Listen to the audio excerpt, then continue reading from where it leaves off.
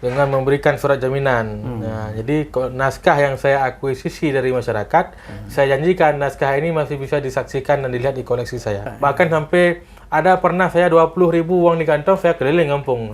Yang untuk dapat juga ya. Dapat cita-cita saya itu, saya ingin mengoleksi semua perwakilan naskah se-Nusantara, se-Indonesia. Saya pernah mengakuisisi naskah-naskah Alawiyin yang sudah dijual di pasar loak. Alawiyin di Aceh mengambil sanad tarekat Al-Haddad ataupun Alawiyah bukan kepada gurunya yang Alawiyin, tapi dari ulama Aceh. Hampir 80% koleksi di Pedir ini dengan biaya pribadi. Kita ingin ke depan memang ini semua didigitalisasi.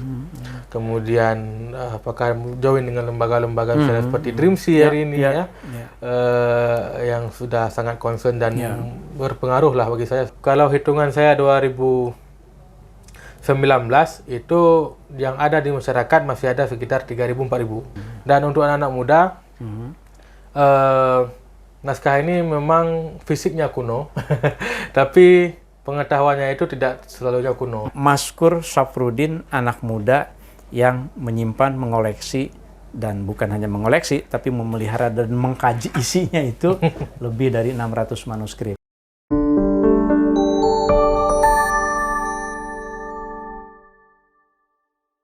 Nah, kalau tidak salah, saya pernah membaca ada yang memang terkait naskah-naskah itu dengan para habib gitu, habaib di Indonesia, di Aceh.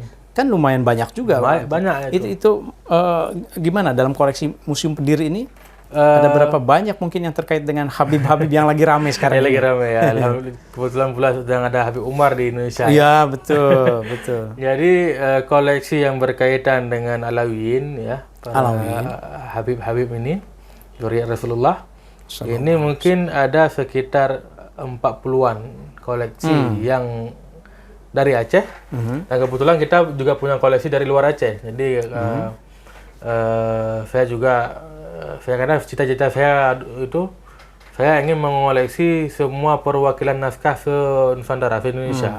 Jadi saya punya naskah Batak, saya punya naskah Sumatera Barat, saya punya naskah dari mana-mana saja.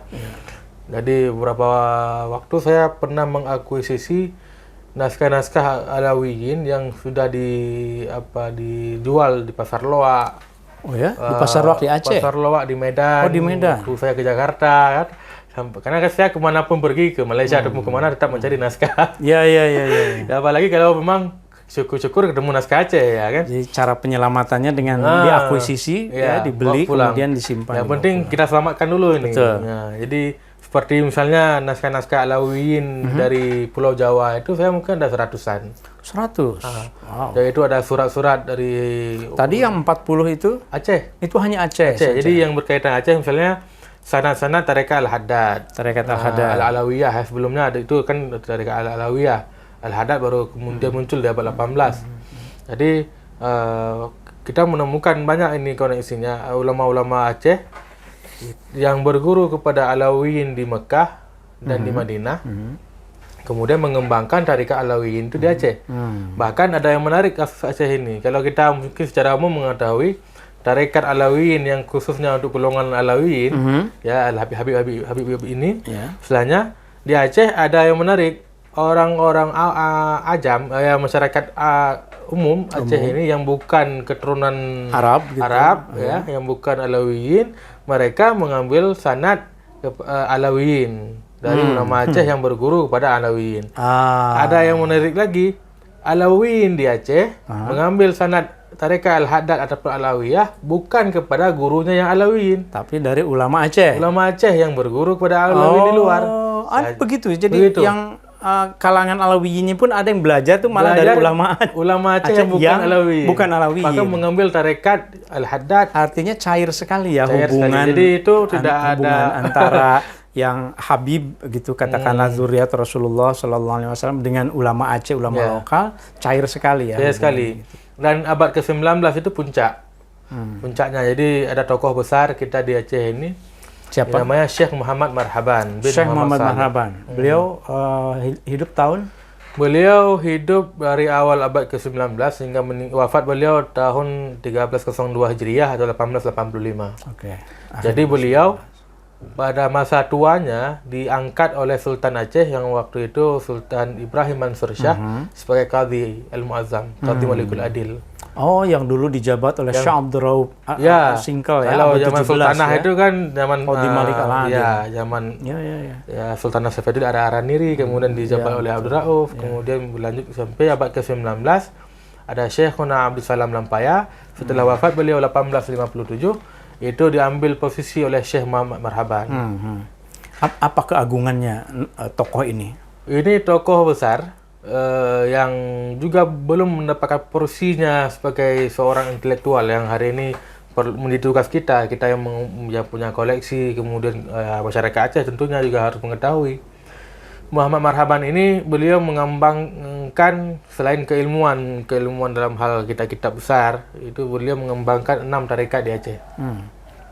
Kalau misalnya yang hari ini masyarakat awam kita mengetahui tarekat Naqsyabandiyah baru masuk Aceh awal abad 20 dengan jalur Syekh Abuya Mudawali di pantai barat selatan. Ternyata abad ke-19 Syekh Muhammad Marhaban sudah menjadi mursyid dan mengembangkan tarekat itu di Aceh. Naqsyabandiyah. Beliau mursyid tarekat Samaniyah. Dan kita tahu sebelumnya ada Abdul Samad Al-Falimbani, murid Syekh Abdul Karim Al-Madani yang merupakan pendiri tarekat itu. Beliau menjadi mursyid di sini yang beliau ambil daripada gurunya Syekh Habib dan Syekh Tabib di Madinah. Kemudian beliau mengembangkan tarekat Syatariyah, tarekat Qadiriyah, dan yang paling penting itu tarekat Al-Alawiyah dan Al-Haddad. Nah, dua ini. Berarti silsilahnya terkait dengan para habaib. Para habib. Di Tarim. Jadi, kita menemukan nih ada tokoh-tokoh Aceh yang tokoh-tokoh besar, ya ulama-ulama besar yang mengambil tarekat Al-Haddad dan Al-Alawiyah kepada Syekh Marhaban. Ada juga habib-habib yang mengambil kepada beliau. Itu ada di naskahnya ya? Ada jadi kita punya hampir 40-an lah. Kita sudah menemukan Ingat nggak yang mana yang naskah Syekh Marhaban ini? Ingat. Kalau Harus ingat. Nah, ini salah satunya. Nanti biar kita perlihatkan ke sobat Ngariksa juga. Boleh. Jadi ini salah satu tarekat Samadiyah. Samadiyah ini sama dengan Qul Wahad. Jadi di sini disebutkan Haji Muhammad Tahir Tiro yang dikenal di Aceh sebagai Tengku Cok Peling Tiro, beliau syahid dalam perang Aceh, mengijazahkan tarekat ini kepada Muhammad Daud Giging sebagaimana yang beliau ambil kepada gurunya di negeri Mekah ya, Tengku Said Muhammad Habsyi. Jadi ini pertama di sini menarik bahwa Muhammad Tahir Cok Peling mengambil dari gurunya yang Said di Mekah, yaitu Said Muhammad Habsyi, dan daripada Tengku Syekh Marhaban Aceh.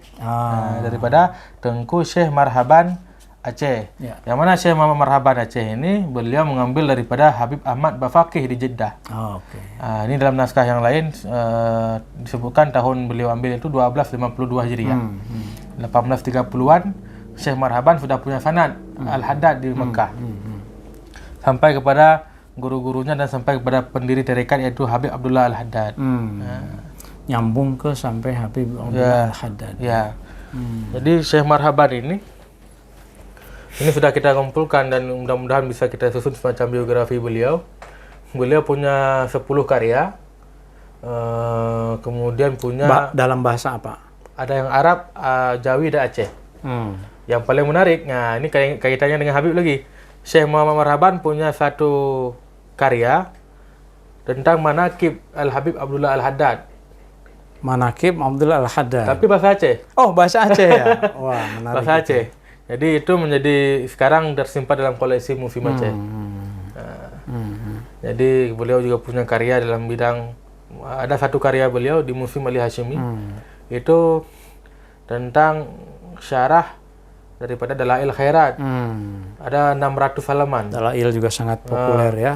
Jadi beliau menerjemahkan dan mensyarah Dalail Khairat serta menambahkan manaqib pengarang Dalail Khairat, Syekh Sulaiman Al-Jazuli. Al-Jazuli, Maroko. Ini naskah itu juga belum ditahqiq, belum disunting. Dan kemudian juga kita mengumpulkan sanad-sanad beliau. Jadi beliau berguru kepada Syekh Osman Ad-Dimyati di Mekah, kemudian Syekh Ahmad Zaini Dahlan pada masa akhir sebelum pulang ke Aceh. Sebelumnya beliau berguru kepada Rais Mufti Syafi'iyah Muhammad Saleh, kemudian Yusuf Al-Batah dan Syekh Tabib dan banyaklah ulama-ulama yang sudah kita kumpulkan. Jadi kalau kita mau meneliti tentang interaksi para habaib dengan ulama lokal, dalam hal ini ulama Aceh, itu bisa mulai dari manuskrip-manuskrip di sini ya. Bisa. Bagaimana mereka saling menghormati, saling begitu. menghormati. Mau Habib atau bukan Habib, bahkan yang Habib pun, yang Alawiyun pun, kalau memang ada ulama Aceh yang sangat dihormati, ilmunya tinggi ya. Ambil tarekat juga dari. Dan Syekh Marhaban ini beliau suka dengan pola nazam. Jadi bahkan karya-karyanya bentuk nazam. Ya, nazam. Jadi Bahrul Rajas misalnya dengan pola-pola seperti itu. Ada yang menarik, kita menemukan satu koleksi sanad. Ini sanad keilmuan secara umum. Jadi tidak hanya tarekat.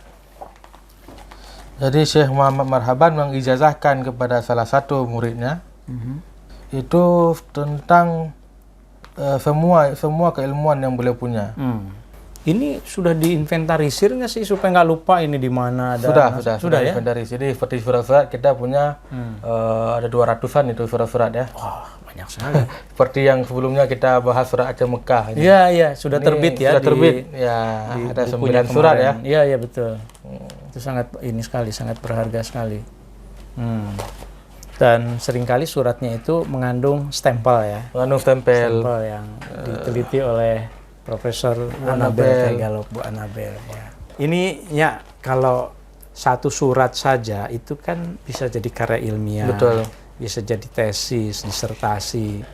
Jadi ini rencananya Nyak Maskur ini mau jadi dokter berapa kali nantinya nih? Wallahu a'lam, ini berapa kali dapat ya? Iya. Tapi tentu kan membuka akses untuk para peneliti juga gitu ya. Ya, kita terbuka akses. Jadi ini penting ya, soal selama aksesnya ini kan, gimana nih? Selama ini kita memang ya bahkan mengundang ini para peneliti datang ke sini. Jadi kalau misalnya datang ke tempat lain mungkin harus dengan berbayar ataupun dibatasi hal-hal tertentu. Kalau foto nggak boleh foto semua, harus awal aja, tengah aja, ataupun apalah misalnya. Dan seperti saat ini selama 9 tahun lah kita memberikan manfaat. Misalnya ada lebih dari 10 mahasiswa yang sudah selesai skripsi dari koleksi kita. Alhamdulillah. Ada yang menyunting naskah, ada yang mengkaji tentang pengelolaan, watermark, iluminasi juga sudah ada. Jangan-jangan meneliti tentang siklus perdagangan juga. Iya, itu saya tawarkan itu. Jadi tentang bisnis ya. Iya. Itu kan bagian dari manuscript culture ya. Yang memang faktanya kan ada. Iya. Jadi dan Nyak Maskur hadir dengan teman-teman di Museum Pedir ini menyelamatkannya gitu ya. Ya. Jadi selain yang S1, yang skripsi juga ada yang sudah pernah tesis dan disertasi dari koleksi Pedir. Jadi itu juga menjadi kepuasan kita. Artinya yang 9 tahun saya kumpulkan ini nggak sia-sia. Kemanfaatannya jadi, itu dirasakan. Yang dulu saya niatkan ketika kita mulai ngoleksi, ini kalaupun saya nggak bisa baca semua, ada orang lain yang baca. Iya. Misalnya seperti saya masih kurang dalam hal bahasa Arab, misalnya ada orang lain yang mampu. Nanti ada naskah-naskah yang tertentu misalnya. Ya ada orang lain begitu kan. Jadi yang penting ini dapat dimanfaatkan. Nggak mungkin nih saya mau mengumpulkan 600. Nggak mungkin saya terbitkan semua sendiri. Jadi ada orang-orang lain yang datang mengambil bagian-bagian tertentu. Yang mau ngaji, yang mau kaji obatan silakan. Yang mau kaji seperti kemarin Dr. Arwin Falak ya sudah selesai. Jadi kalau seperti saya sekarang mungkin sekarang kita lagi ada beberapa proyek pribadi istilahnya ini yang memang independen kita buat. Dari koleksi Pedir juga, kemudian juga mengakses koleksi-koleksi di lembaga lain. Kemarin kita mengeluarkan surat Aceh Mekah. Ini kita ingin mengeluarkan buku tentang ulama-ulama Aceh alumni Haramain. Ini sudah kita kumpulkan, ada 200-an ulama Aceh yang pernah berguru di sana, yang punya murid di sini dan macam-macam lah. Kemudian sanad-sanad keilmuan ulama Aceh, Sabat Al-Asyi misalnya. Kalau sebelumnya kawan kita Mas Nanal ya di sana. Oh iya, Gus Sahabat Nanal. Indonesia ya. Gus Nanal, iya betul. Tapi yang saya ketika membaca misalnya tentang sanad-sanad ulama Nusantara, kecil hati saya ketika Aceh hanya 1 atau 2, sedangkan data itu banyak sekali. Bukan karena nggak ada data, bukan karena nggak ada yang melakukan. Belum ada yang mempublikasi, belum ada yang mengkaji. Betul. Kenapa? Kita menemukan itu. Banyak tokoh yang saya kira juga saya ya sebagai apa namanya peneliti yang lebih dulu lah begitu. Itu kenalnya ya dengan Hamzah Fansuri, Syekh Ar-Raniri, Syekh Asin Kili, mungkin yang lebih kemudiannya Syekh Fakih Jalaluddin, Khatib Langgin. Selain itu sarjana itu tidak banyak tahu. Betul. Ternyata di sini banyak sekali. 200 tokoh yang saya kumpulkan itu saya buat nanti ini biografinya, ada syuyukhnya siapa-siapa saja, muridnya, karyanya, sanad-sanadnya. Jadi itu menjadi kajian awal lah untuk Aceh mungkin. Ya, mudah-mudahan bisa kita publikasikan segera. Tapi kan upaya menyimpan manuskrip dan bahkan benda-benda yang lain ini perlu biaya juga. Itu gimana? Dari mana? Ya, alhamdulillah selama 9 tahun, walaupun saya nggak bisa bilang 100%, nggak bisa kita bilang 80% uang pribadi. Jadi memang kalau saya dari apapun penghasilan saya itu, apakah dari seminar, dari pekerjaan tertentu yang saya geluti, jadi konsultan ataupun apalah di luar, itu memang 50% dari honor saya itu untuk museum, makanya ya hampir 80% koleksi di Pedir ini dengan biaya pribadi. Luar biasa. Belakangan dari tahun 2017 sampai sekarang ya saya sodor aja, misalnya siapa yang datang ke sini, ayo kita patungan lah, bantu saya untuk selamatkan ini, saya selamatkan ini. Jadi ada juga sistemnya. Misalnya beberapa koleksi kita di sini itu atas nama orang lain, tapi menjadi koleksi Pedir. Jadi saya ingin nanti Pedir museum ini kan masih kecil lah, Pedir museum ini masih banyak sekali kekurangan.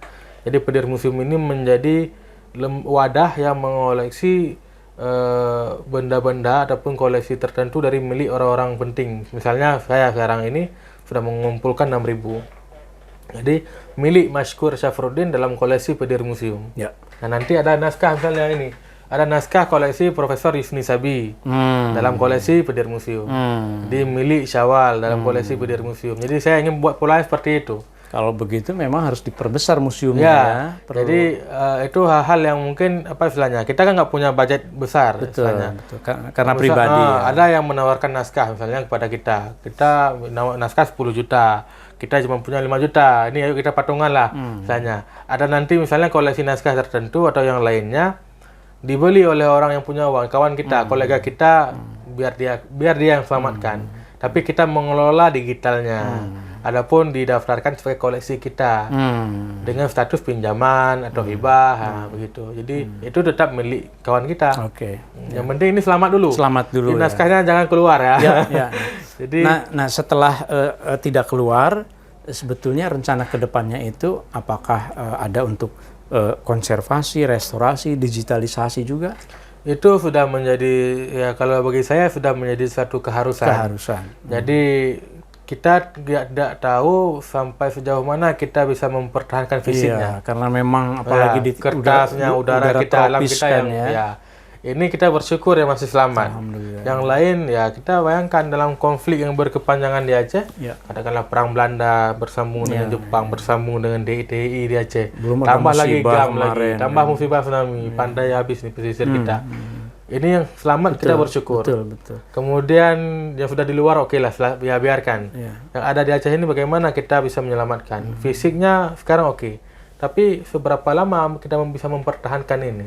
Jadi kita ingin ke depan memang ini semua didigitalisasi, kemudian apakah join dengan lembaga-lembaga misalnya seperti Dreamsea hari ini yang sudah sangat concern dan berpengaruh lah bagi saya sangat menikmatilah semua digital yang karena untuk dibagikan juga hasilnya kan, karena itu kan open access public. Jadi seperti hari ini mungkin peneliti masih datang ke sini, tapi ada orang-orang lain yang mungkin yang perlu informasi tentang koleksi kita, tapi itu kan belum tersajikan. Nah, ketika kemudian terdigitalkan, apakah nanti punya portal sendiri, yang sementara mungkin dengan Dreamsea ataupun lainnya, itu sudah kita pikirkan dan memang harus kita jalankan. Jadi kita digitalisasi. Kemudian juga karena kondisi fisik naskah kita ini banyak yang sudah berlubang, ada yang hangus tinta, maka kita mengajukan permohonan bantuan beberapa waktu yang lalu kepada Perpusnas. Oh, untuk konservasinya, fisiknya konservasi. Jadi alhamdulillah sudah ada jawaban, mudah-mudahan tahun depan. Tahun depan. Ya, jadi untuk semua koleksinya untuk 600 100 dulu. 100 dulu bertahap. Karena mereka bertahap. Jadi nanti berarti sudah dipisahkan mana yang paling rusak gitu ya. Jadi mana yang kondisi yang paling rusak, tapi itu paling penting. Nah, ini kan kita ingin yang paling penting dulu selama ini. Kejar-kejaran dengan waktu soalnya ya.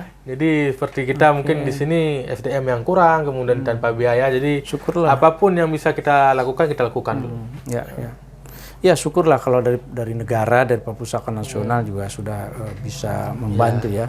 Kalau dari Dreamsea kan ya sebatas digitalisasi. Kalau konservasi memang kan tidak memungkinkan. Intinya kan kita kerjasama ya. Nah ini kalau melihat keseluruhan ya, 600 kan yang ada di sini, di Museum Negeri Aceh mungkin ada 1.700-an itu ya.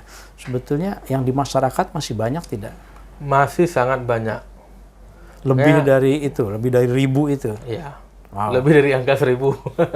Jadi kalau pengalaman saya, karena ya saya mungkin sekitar 2 tahun belakangan ini saja yang sudah jarang ke kampung-kampung. Karena memang konsen di sini. Jadi kalau dulu kan hampir setiap hari, kemudian berkurang seminggu 2 kali, 3 kali. Jadi kita memetakan itu, misalnya di PD ya, ada beberapa rumah yang masih menyimpan naskah. Kemudian statusnya bagaimana? Apakah mau didigitalkan atau tidak?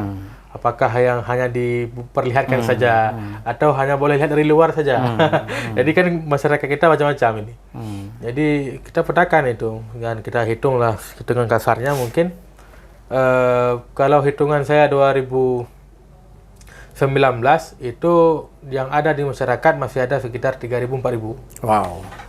Nah, banyak jadi sekali. kita nggak bicara misalnya ada seperti Tanah HB itu banyak sekali, tapi kan mungkin kita punya kesulitan dalam akses ataupun apa. Ini kita nggak lagi menyentuh yang lembaga seperti itu. Kita ingin yang masih di masyarakatnya. Yang masih mungkin diselamatkan gitu ya. Jadi ada satu masyarakat yang menyimpan 3, ada yang 10, ada bahkan ada masyarakat kita yang menyimpan 400-an, 200-an. Tapi kadang-kadang mereka nggak mau dipublikasi. Ataupun hanya boleh lihat dari luar saja. Boleh lihat, nggak boleh foto, macam-macam. Ada yang boleh foto silakan, atau dan itu kita harus hargai. Harus hargai. Jadi apalagi kadang-kadang itu kan menjadi istilahnya ada pesan-pesan dari orang tua sebelumnya. Jadi kearifan lokal itu juga kita pertahankan. Tapi kan ini kan kita istilahnya yang isinya pun penting. Jadi apalah istilahnya kita tetap berusaha lah. Istilahnya nggak dapat fisik, dapat digital. Iya. Yang penting itu selamat dan bisa dimanfaatkan, berikan kemanfaatan kepada orang lain. Apalagi sekarang itu kan di era digital, era media sosial ya. Untuk berbagi lebih mudah lebih mudah ya. Mungkin ya Mas Kur mengikuti juga Ngariksa ya. Ya, saya setiap Jumat itu mengikuti 2 Jumat sekali kan. Gimana? Punya komentar tentang Ngariksa mungkin? Itu menjadi semacam publikasi yang keren ya kalau bagi saya ya. Apalagi ini menariknya Prof yang asuh sendiri, Prof yang karena saya lihat ini kan dan menjadi spirit untuk anak-anak muda terutama dengan gaya-gaya yang seperti itu. Artinya kan sekarang anak muda kita ingin gaya nih, misalnya tren atau modelnya bagaimana. Jadi kita pun sosialisasi kita juga harus mengikuti anak muda kan gitu. Meskipun bahannya berat gitu kan. Bahannya berat tapi dengan sajian yang keren kan juga itu menjadi mudah. Jadi ya saya kalau Ngariksa itu tetap saya share ke linknya ke grup-grup itu. Kalau saya kan kadang-kadang nggak langsung ngikut full live pas saat live. Jadi saya nanti nonton tapi kan ada di YouTube-nya kemudian. Jadi linknya itu tetap saya share ke mana-mana ketika Prof ini apalagi bicara Aceh ini kan jadi itu menjadi sebuah media lah untuk menginformasikan tentang Aceh. Iya, dan saya juga terima kasih banyak ya. Mungkin Sobat Ngariksa juga suka mendengar di Ngariksa itu kalau live saya untuk episode tertentu itu kan ada bagian kalimat kata yang tidak saya pahami. Apalagi kalau itu bahasa Aceh, nama tempat kan. Tadi pagi saja saya salah membaca Kurung Rai. Untung ini di depan orang Aceh. Dan saya sudah bilang bahwa saya mungkin ada kesulitan membaca nama-nama yang lokal. Ternyata Kurung Raya.